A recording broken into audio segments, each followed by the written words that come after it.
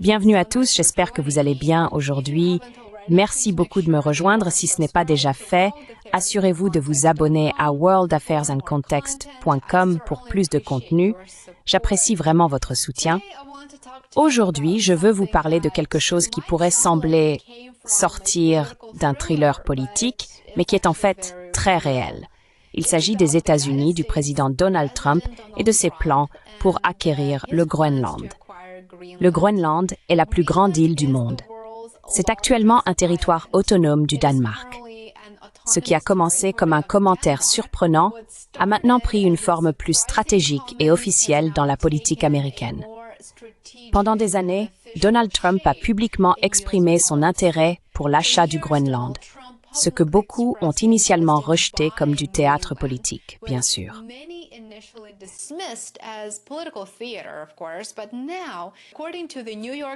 Mais maintenant, selon le New York Times, cet objectif a dépassé le stade de la rhétorique.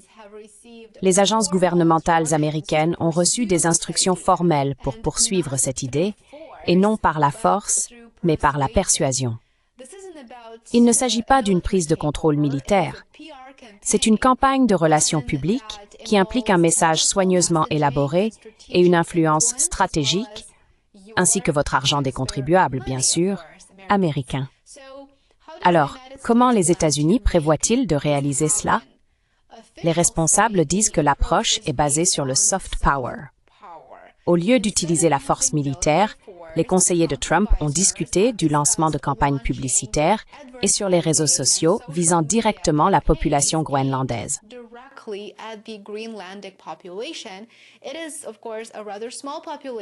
C'est bien sûr une population plutôt petite, seulement 57 000 personnes.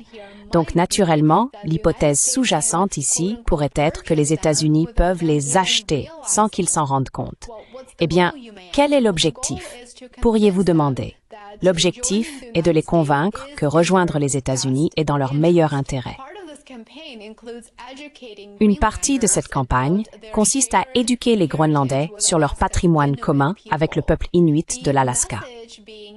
Le message véhiculé est que les États-Unis comprennent et valorisent leur culture, tout comme ils valorisent la culture inuite et qu'ils ne l'ont jamais réprimée sous quelque forme que ce soit.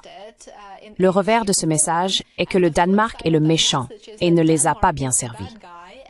Il s'agit donc de créer cet autre maléfique, ce qui est, bien sûr, une manœuvre politique très connue.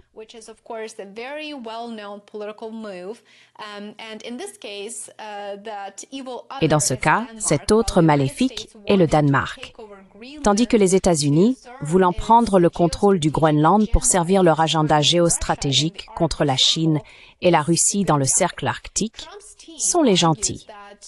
L'équipe de Trump soutient que seuls les États-Unis peuvent protéger le Groenland des menaces géopolitiques comme la Russie et la Chine, et que l'Amérique aiderait les Groenlandais à prospérer économiquement. Pourquoi exactement la Russie et la Chine cherchent-elles à menacer le Groenland, puisqu'elles ne sont pas vraiment celles qui menacent de s'en emparer, serait probablement exclu de cette campagne d'éducation publique, je suppose, qui va bien sûr être financée par les contribuables américains. Maintenant, comment cela se passe-t-il sur le terrain au Groenland? Les récentes élections pourraient offrir un aperçu.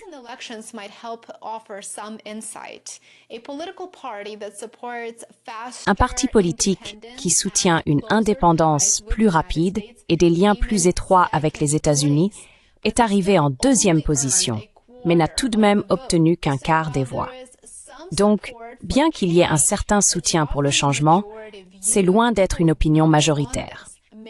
De nombreux Groenlandais restent profondément opposés à l'idée de devenir une partie des États-Unis, comme ils le devraient à juste titre, car ils veulent rester autonomes et probablement ne pas devenir simplement un autre État. Ils connaissent probablement le sort des Inuits, pour commencer, et d'autres peuples autochtones d'Amérique du Nord. Et donc, bien sûr, ils peuvent probablement tirer leurs propres conclusions.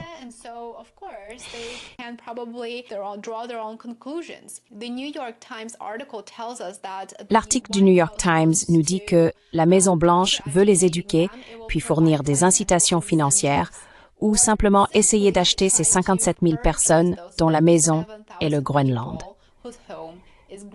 L'administration Trump aurait envisagé de remplacer les subventions annuelles de 600 millions de dollars du Danemark par des paiements directs. Donc, ce seront des chèques directs envoyés aux Groenlandais. Chaque chèque sera d'environ 10 000 dollars par résident, selon cet article. Certains conseillers de la Maison-Blanche croient en fait que cela vaudrait le coup, surtout si cela ouvre l'accès aux précieuses ressources naturelles du Groenland, qui comprennent des minéraux de terres rares, du pétrole, de l'uranium et plus encore.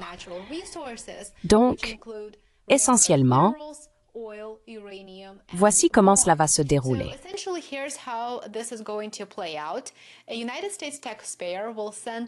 Un contribuable des États-Unis enverra un chèque de 10 000 dollars à une personne au Groenland chaque année. Si la stratégie fonctionne réellement, les entreprises américaines détenues par les Elon Musk du monde auraient accès aux ressources naturelles du Groenland pour enrichir leurs actionnaires. Sans surprise, le Danemark s'oppose fermement à cette idée. Le gouvernement danois a répété à plusieurs reprises que le Groenland n'est pas à vendre, qu'il ne l'a jamais été et qu'il ne peut pas être annexé selon le droit international. Ainsi, nous avons le gouvernement danois et la majorité de la population groenlandaise qui disent non. Nous ne voulons pas de cela. Nous ne sommes pas favorables à devenir une partie des États-Unis pour être exploités pour nos ressources naturelles et, bien sûr, notre emplacement stratégique contre vos adversaires.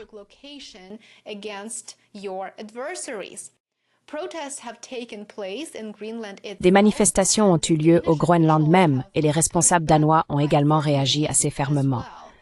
En fait, lors d'une récente visite du vice-président américain J.D. Vance, le Danemark a exhorté les États-Unis à changer de ton et à se concentrer sur, devinez quoi, la collaboration, au lieu d'essayer de menacer et de s'emparer de leur territoire.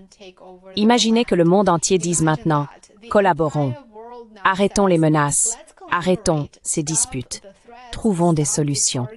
Mais malgré l'opposition, Donald Trump semble rester convaincu que le Groenland doit faire partie des États-Unis. Pas plus tard qu'en mars, il a déclaré que l'acquisition du Groenland allait, je cite, « se produire à 100%. »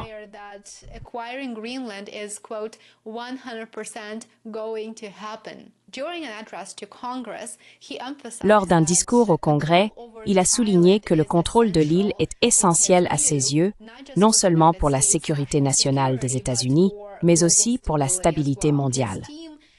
Son équipe a déjà tenu plusieurs réunions du Conseil de sécurité nationale et a également émis de nouvelles directives à divers organismes fédéraux.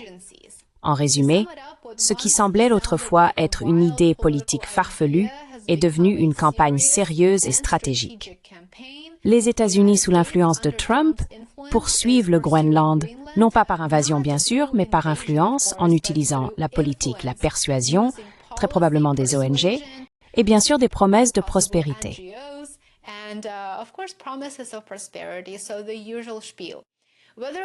Alors, le discours habituel. Que cela réussisse ou non reste à voir, mais ce qui est clair à ce moment, c'est que l'île arctique est désormais fermement au centre d'un jeu d'échecs géopolitique à enjeux élevés. Merci de regarder. Faites-moi savoir si vous êtes pour ou contre l'acquisition du Groenland par les États-Unis et pourquoi. J'aimerais avoir votre avis. Assurez-vous d'être abonné à worldaffairsandcontext.com pour les dernières mises à jour. N'oubliez pas de montrer votre soutien, d'aimer, de vous abonner et de partager cette vidéo. Cela signifierait beaucoup. Et je vous retrouverai ici bientôt. Au revoir pour l'instant.